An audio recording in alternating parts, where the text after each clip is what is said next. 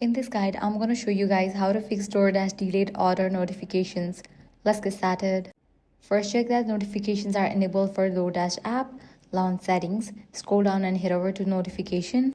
Now here you're going to find all the apps. Find DoorDash and launch it.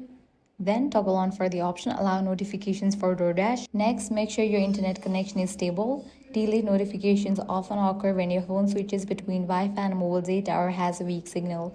Try reconnecting to your network. Switch between Wi-Fi or cellular data. You can also restart your router. Likewise, enable airplane mode for about 30 seconds and disable it. Next, if you have enabled low power mode, you will need to disable it. Launch settings, go to battery.